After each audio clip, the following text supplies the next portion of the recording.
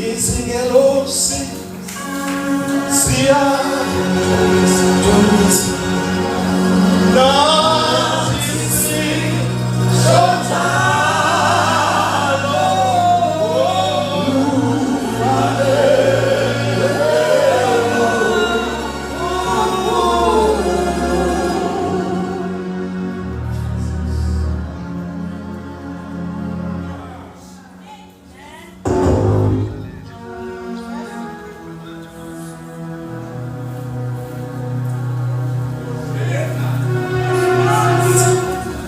Yes, Jesus. Oh, my God. Bayakhe uNkulunkulu wethu. Yes, Jesus. Izingelosi siyadumisa nathi sishonjalo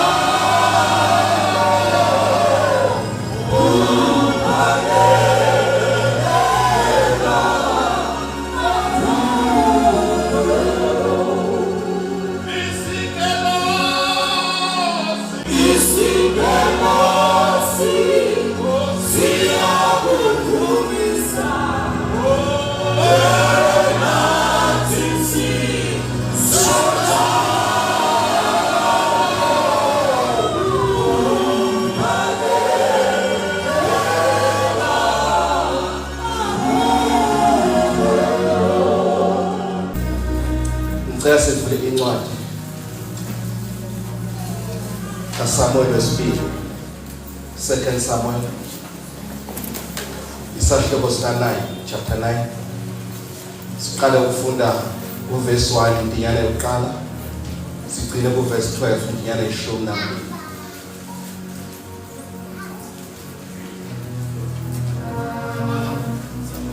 Wesibili, chapter 9. Isihloko sithi uDavide uphatha kahle uMephibosheth. uDavide wathi, usekhona yini osele endlini kaSawula ukuba ngimenzele umusa ngenxa kaJonathani na? Kwakukhona endlini kaSawula inceku ogama layo linguSiba. Bambizela uDavide inkosi yathi kuye, "UnguSiba na?" Wathi, "Inceku yakho inguye." Inkosi yayisithi, "Akusekho endlini kaSawula noyedwa engingamenzela umusa kaNkulunkulu na?" uSiba wathi enkosini, "uJonathani usenendodana elunyonga ngezinyawo." Yathi inkosi kuye, "Iphi na?" uSiba wathi enkosini, "Bheka, isendlini kaMakhiri indodana ka-Amiyeli eLodebari." Inkosi uDavide yayisithuma yamlanda endlini kaMakhiri indodana ka-Amiyeli waseLodebari. uMephibosheth indodana kaJonathani kaSawule wafika kuDavide, wawa ngobuso wakhuleka. Davide wathi, "Mephibosheth." Wathi, "Nansi inceku yakho." Davide wayesethi kuye, "Ungesabi, ngokuba impela ngiyakukwenzela umusa ngenxa kaJonathani uyihlo. Ngikubuyisele lonke izwe likayihlo uSawule, udle njalo etafuleni lami." Wakhuleka wathi, "Yini inceku yakho ukuba ubheke inja efile njengami na?" Inkosi yayisibiza uSiba inceku kaSawula yathi kuye, "Konke okukaSawula nokwendlu yakhe yonke ngikunike indodana yenkosi yakho." Verse 10. "Uyakumlimela umhlabathi wena nendodana namadodana akho nezinceku zakho, uvune ukuba indodana yenkosi yakho ibe nokudla. Kepha uMephibosheth indodana yenkosi yakho iyakudla njalo etafuleni lami." uSipha wayenamadodana ayi-15 nezinceku ezingama-20. Siyabonga Prophet. Nawe ungamthatha umenzo wakho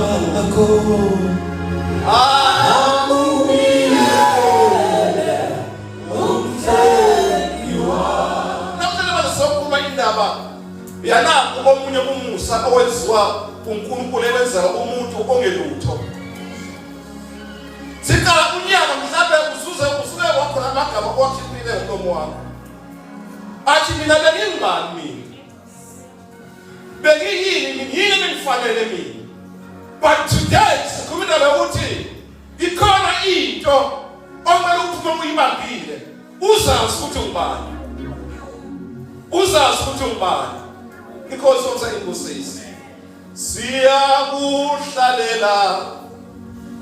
moya oyingcwele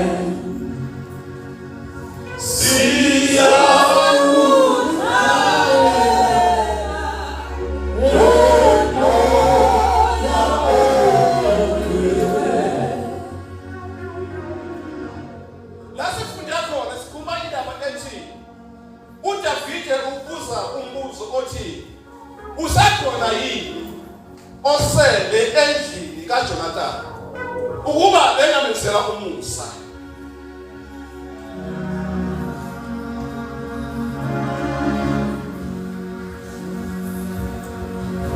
Masishaka kancane sibela emuva nale ndaba. Icala le uSawuli lapho efuna ukubulala khona uDavide.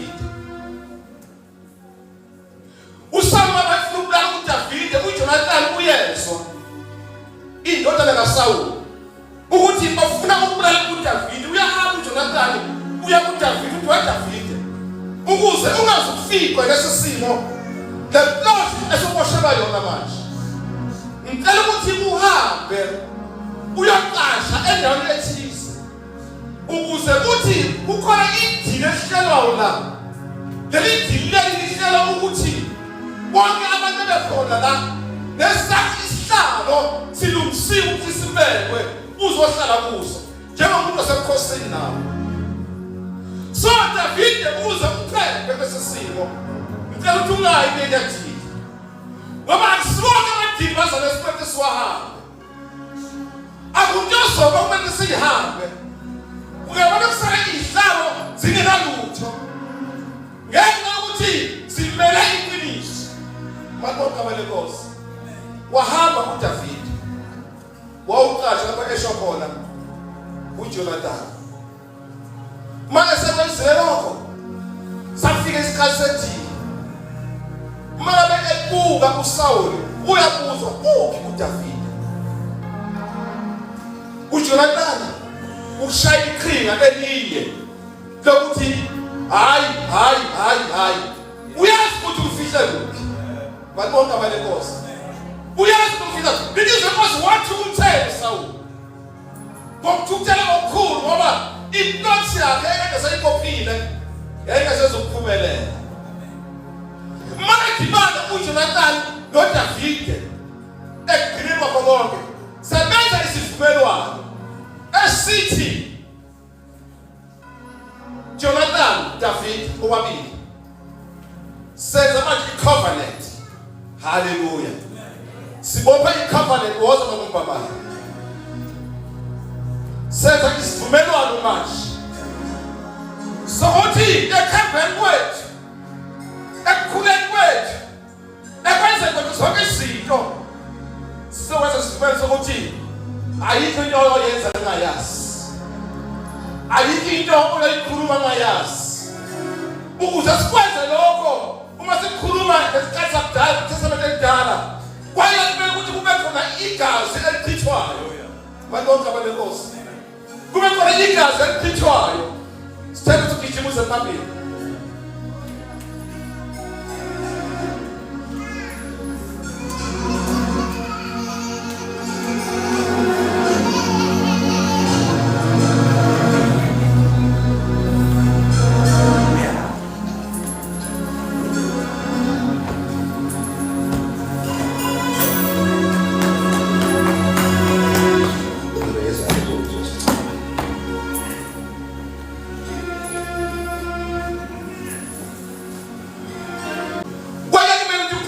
abe bazalwane. Leli gazi lakhishwa kuqala lalikhishwa kumuntu. Hallelujah. Kwafika kuthiwe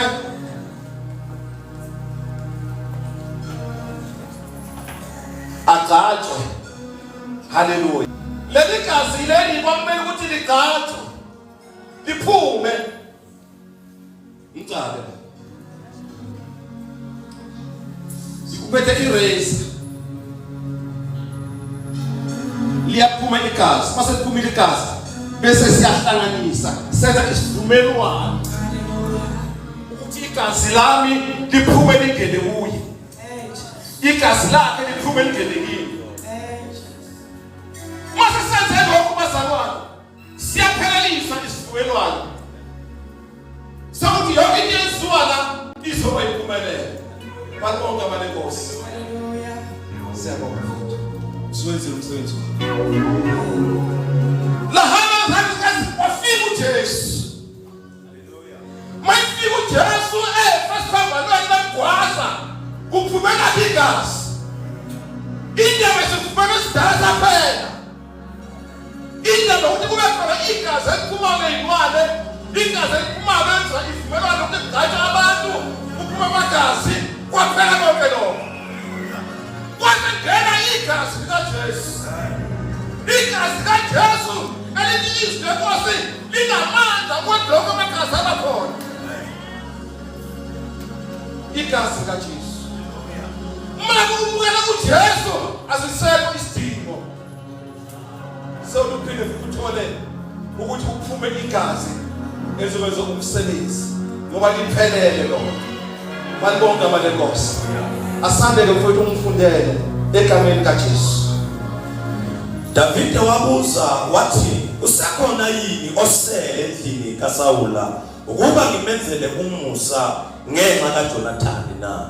Usekhona yini osele endlini kaSawula ukuba ngimenzele umusa ngenxa kaJonathani, ngenxa yesivumelwano esasenza noJonathani.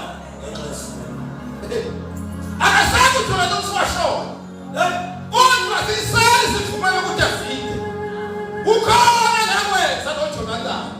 Haleluya. Ukhona into engayenza besivumelwano noJonathani. Akakusekho into osele endlini kaJonathani noma endlini kaSawuli ngenxa kaJonathani. Imenzele nje umusa. Asana. Kwakukhona endlini kaSawula inceku igama layo linguSiba. Yes. Ambizela uDavide, inkosi yathi kuye, "UnguSiba na?" Wathi, "Inceku yakho inguye." Inkosi yayisithi, "Akusekho endlini kaSawula noyedwa engingamenzela umusa kaNkulunkulu na?" Iyabizwa lencela uSiba. Umuye inkosi uDavide. Uthi yebo ngimuye Nkosi. Usethini ke? uSiba wathi enkosini, "uJonathani usenendodana engunyonga ngezinyawo." Usekhona nje into oyedwa weSiba. Ukhona yena. Kodwa manje nje ulunyonga ngezinyawo.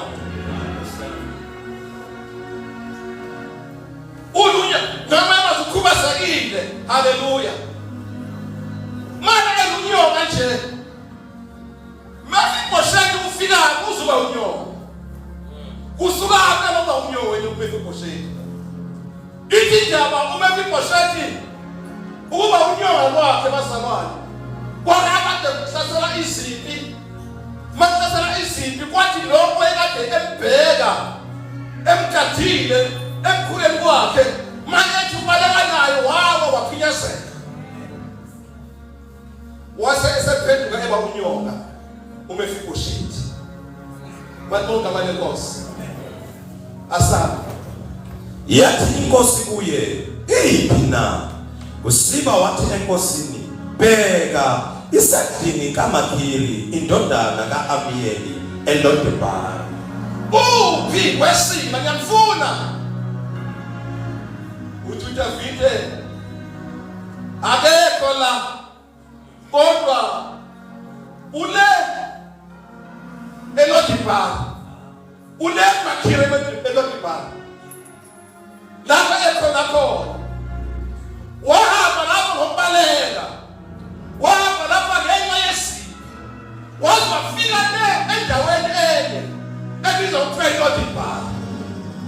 Lodibar ukukha wena kusikhathi sini weLodibar. uLodibar lona Lodibar yindawo engena nkulunkulu, yindawo yasiphi, yindawo lapho kukhona khona yonke into yokungola, kukhona khona uMefiboshethi la ehlezi khona matonga balenkosi. iLodibar le iLodibar le bazalwane ikizwe enkosi zathi kwakujukuzwa imini nobusuku, zayishaya ngedwa imini nobusuku.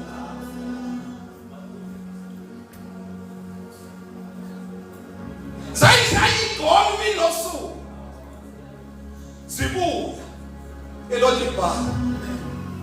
Oyiphathela amsela akekho ozomkhosi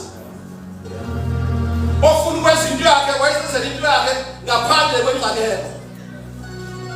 useLodibar lapho ekhona khona, useLodibar lapho ekhona khona, useLodibar lapho ekhona khona. Asana Inkosi uDavide yayisithuma yamlanda endlini kaMakhiri indodana kaAmiyeli woseLodibar. uDavide wathi uthanda lezo lokho kwavuka amawala ukunhlanga yegazi kaJonathan. Uthi hayi kungenzeka kanjani ukuthi uMefiboshethi kuthe useLodibar endaweni enjengale masishilo kuthiwa wakuthumela wathi akalandwa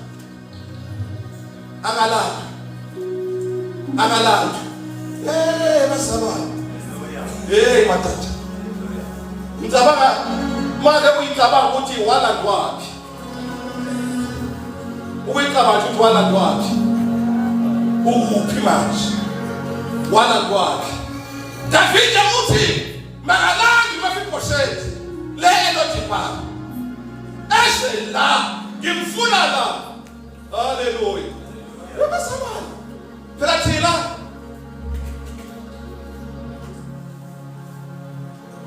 singabendlu kaJese, singabempande kaDavide.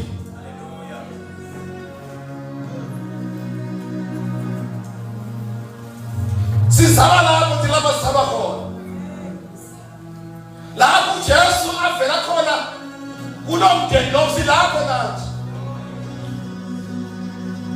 siphuma lapha. Uthi akalandwe mayiselandwe kwenzeka kanjani? uMefiboshethi indodana kaJonathan kaSawula wafika kuDavide wawa ngobuso wakhuleka. Mayifika uMefiboshethi bazalwane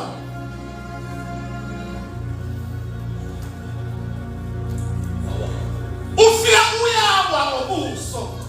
Madoda ngoba awuthi mawufika kumuntu nje uma ubizwe umuntu omkhulu noma omdala ufike nje kube umdlwele. Ikizwe enkosi kwafike wasubmit.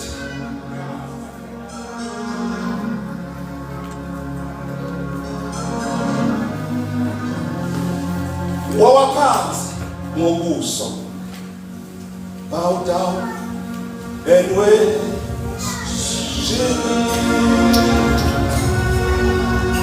Bow down and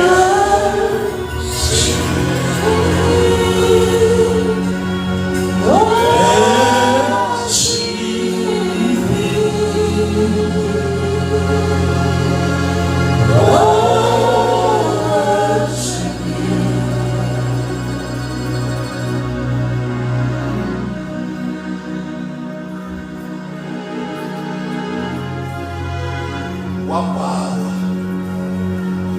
phambi kwenkosi uDavide Mefiboshethi. Hawu ungathi akasazinaki nokuthi ngilunyonga akasaziboni nokuthi ungumuntu onjani, kodwa wafike wehla wasubmit, waba hambe kwenkosi.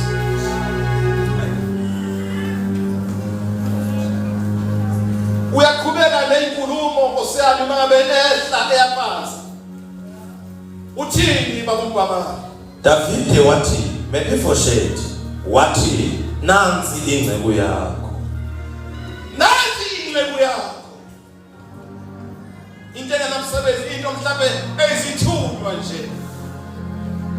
Kanti izalwe enkosini. uDavide wayesithi kuye, ungesabi, ngokuba impela ngiyakukwenzela umusa ngenxa kaJonathani uyihlo. Mephibosheth, ungesabi. Ngiyabona lesikhathela, ayikho ngizokwenza yona Mephibosheth. Mina ngizokwenzela umusa ngenxa kaJonathani uyihlo. Ngizokwenzela umusa.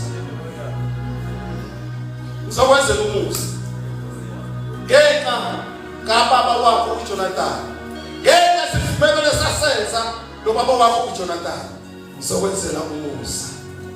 Kunomusa engizokwenzela wona. Kusukela namhlanje. Kusukela namhlanje ukhona igrade unomusa engizokwenzela wona. Banibonke abalenkosi. Asabe baba. Ngikubuyisele lonke izwe likayihlo uSawula, udle njalo etafuleni lami. Ngikubuyisele lonke izwe likayihlo. Ngilibuyisele lonke izwe kaSawuli, ngilinikeza wena. Ngilinikeza wena. Ngilinikeza wena. Hallelujah. Ukuyasibuyisa isithelo sami lapha phezulu manje. Sekeza idemo yokugcina.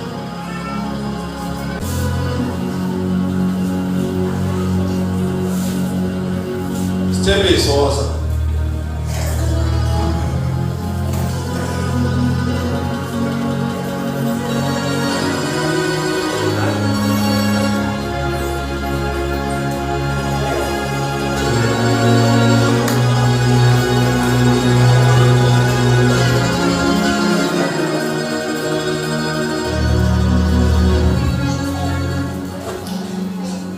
Okay, asabe bazaba. Ufundele ke baba verse 40. Wakhuleka wathi, ini inceku yakho ukuba ubheke inja efileyo njengami na?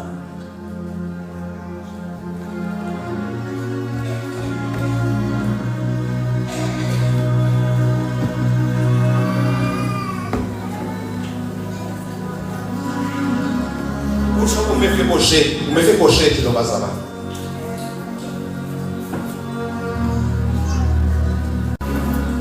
Wathi yini, wakhuleka wathi yini inceku yakho ukuba ubheke inja efileyo njengami na? Ubheke inja efileyo njengami na. Usibiza wonke amagama anesilutho. Usibeke ku-0 uMephibosheth. Impilo yakhe wayeseyidelile ukuthi ukhona into engaphila. Iphile ibuye. Abuye lo uphila emzimbeni. Asiqhubeke.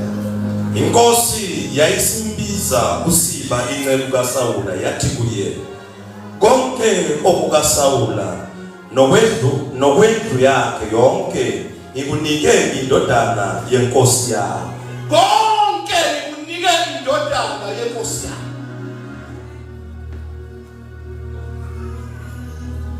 Ngoba kuyabuyisela bese kulahlekile umuntu. Hallelujah. Restoration yenziwa. Hallelujah.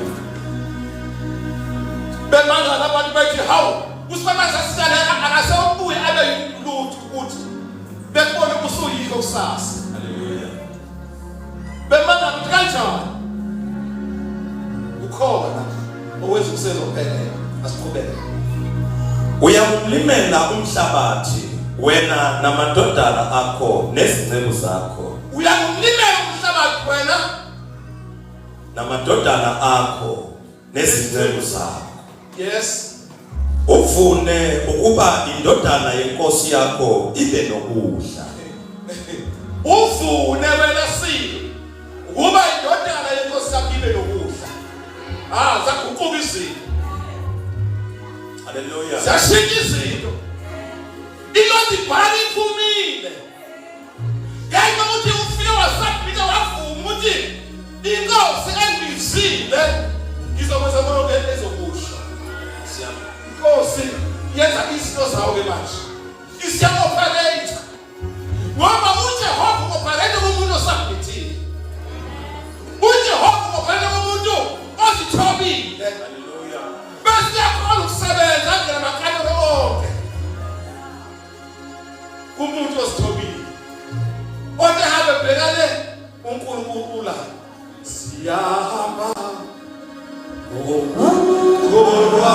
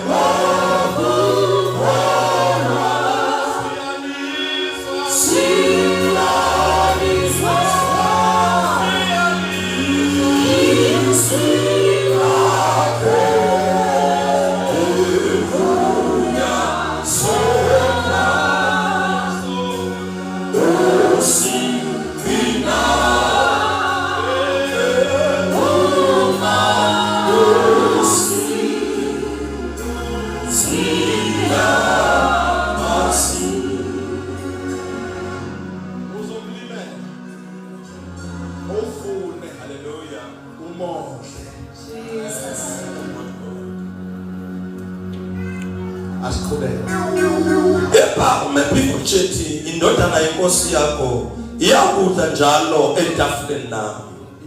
Kepha uMefiboshethi indodana yenkosi yakho angeke idle nawe Siba, angeke idle ney'melo zakho, angeke idle noma kodwa izodla njalo etafuleni lami. Mefiboshethi ingalulunyona wena. Yini mina batafutele bona. Bona mama. Ingalulunyona ufunani lapha ya. Hayi, akwenzi ibe lapha ukuthi yahamba.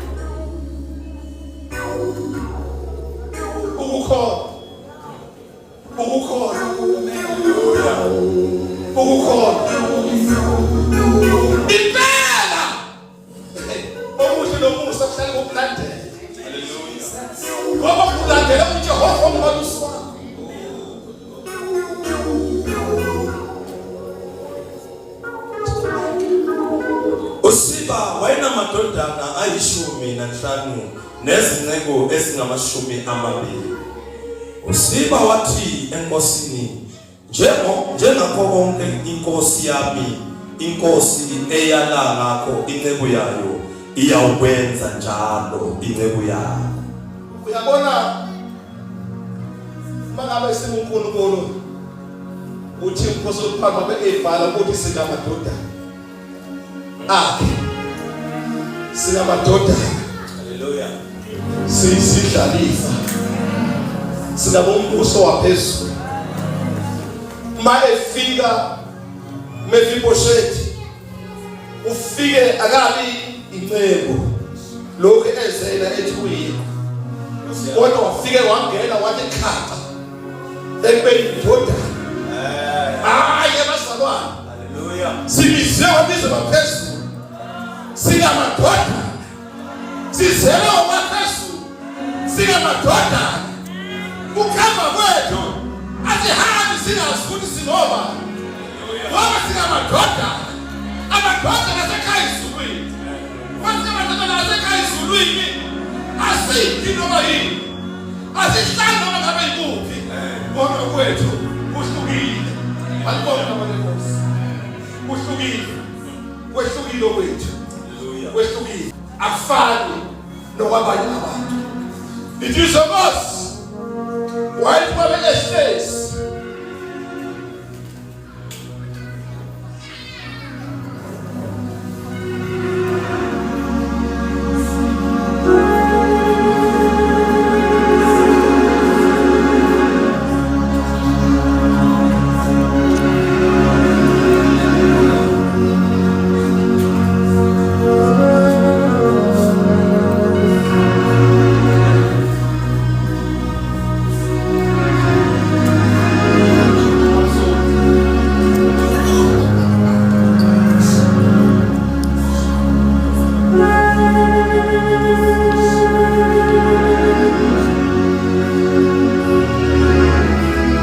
haleluya bahlezi etafeni uDavide uhlezi noMephibosheth maye khanga lapho ekhambelayo ubona uDavide inkosi ihlezi noMephibosheth bahlezi etafeni obukayo akamboni uMephibosheth ukuthi ulunyonga ikhona ikhava esithe kuMephibosheth uDavide uhlezi ukhululekile ngendlela ehlezi ngayo uMephibosheth usetafuleni noDavide ngoba zikhona izinto zikusithe uvele ungenye into haleluya uma ngabe uphethe ukudla ngaphezulu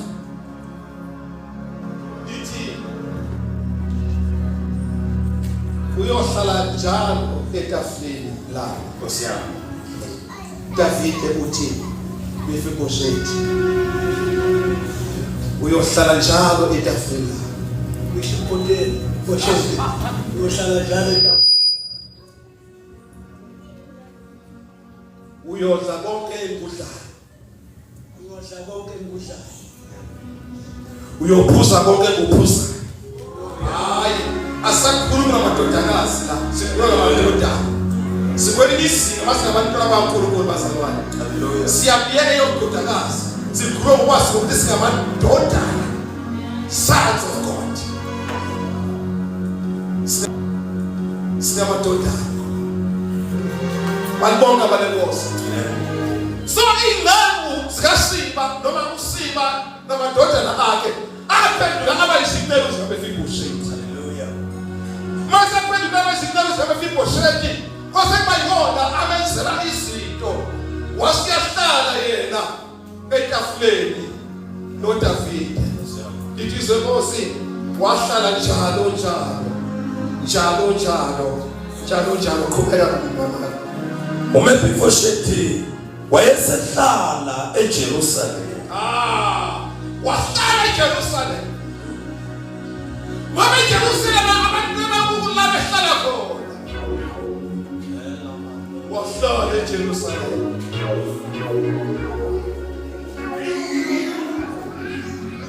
wahlala eJerusalem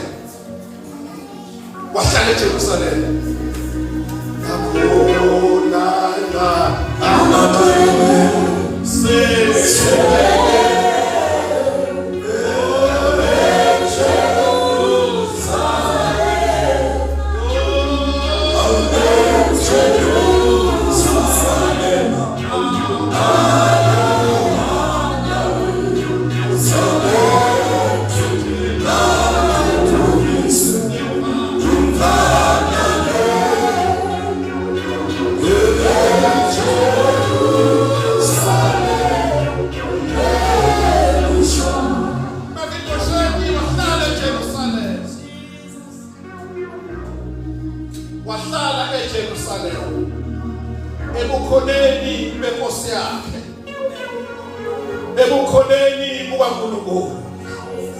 Namhlanje engizokufuna ukuthi ibandla lalilandwe khona lilandele ukuthi lizohlala ebukhoneni bukaNkulunkulu. Kwi-presence kaNkulunkulu. Lizohlala eGosheni, ikhona eSouth Africa, ikhona eSwaziland, ikhona umhlaba wonke. Kodwa kunendawo lasibizelwe khona. Ukuthi sihlale khona. Sihlale endaweni ehlukileyo. Engafani nesindawo. Wahlala eJerusalem. Wafunda incwadi zamavangeli. Ithi umuntu othile wasuka eJerusalem ayaphambana ke lento. Iyaphambana ke lento.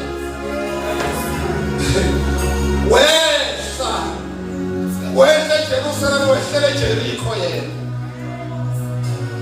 Wasuka ukhoneni kukaNkulunkulu. Waya lapho ungena kuNkulunkulu khona. Hey, ngoba siyazi njalo. Umuntu asuka kwi-presence kaNkulunkulu ehlele endaweni engena kuNkulunkulu. Idizwe ngoba sahamba ebheke phansi sachaza ukuyigona kwele samgweleza. Ngoba wasuka kwi-presence kaNkulunkulu ukuvikeleka kwami ikhava iyasuka la. Hallelujah. Kanti uma sinoNkulunkulu noma abantu basehamba endaweni engena kwele sibiyelekile thina.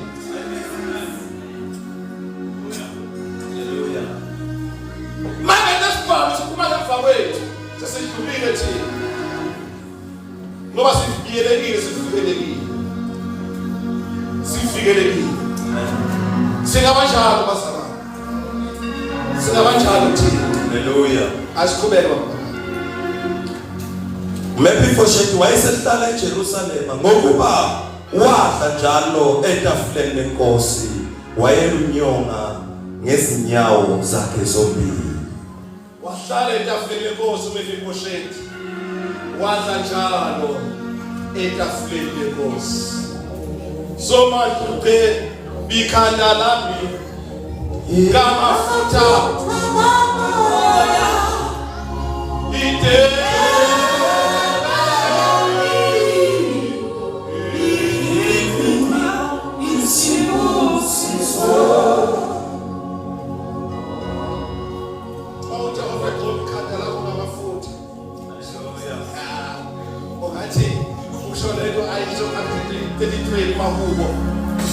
athi ekhuluma ngamafutha amahle ekhaya ehlele esilevini sika-Aroni. Ewabona ehla amafutha, ewabona amazolo aseHemoni ehlela ey'ntabeni zaseSiyoni. Hayi, ewabona la mazolo ehla uyawamajina uDavide eyibuka lento uyasebese egwala nayo le ndaba ukuthi uJehova ugcoba ikhanda ngamafutha. Hallelujah. Ayigcoba ikhanda ngamafutha kamoya. Bese ndebele eqhima ibusiso. Bese ngiyaphosoma. Bakonke vele Nkosi. Hallelujah. Ibusiso. Bese siyayiphumela ibusiso. Kanti ngoba uhlezi ebukhoneni kaNkulunkulu. Hallelujah. Uhlezi endlini kaDavide. Uhlezi endlini kaJese, impande kaDavide. Haleluya. Sijalo bazalwane. Singabanjalo thina. Sibona ngohlala eLodibar. Silandile.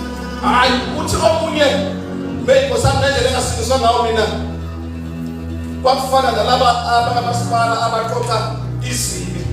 Uthi hawu kimi kwasekusele ukuthi nje thatha iphepha manje liyofaka umlilo. Uthi hawu umoya lo waqhamuka waphephetha iphepha. Uthi ngakhuluma kufeni. Ngakhuluma kaNkulunkulu.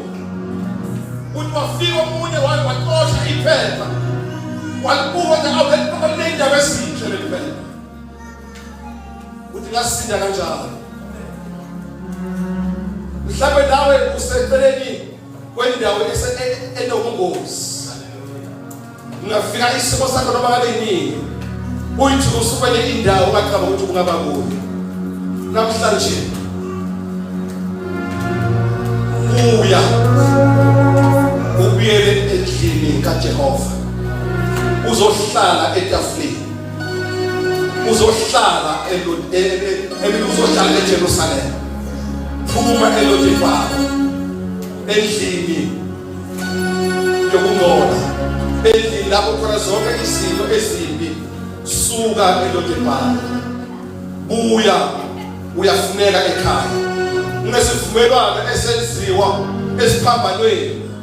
uJesu wafa wakumaElfa, waba nesivumelwano esisha esithi bonke ababheka phezulu bebonke kuye basinda, bonke abakholwa nguye basinda, bonke abamethembayo basinda.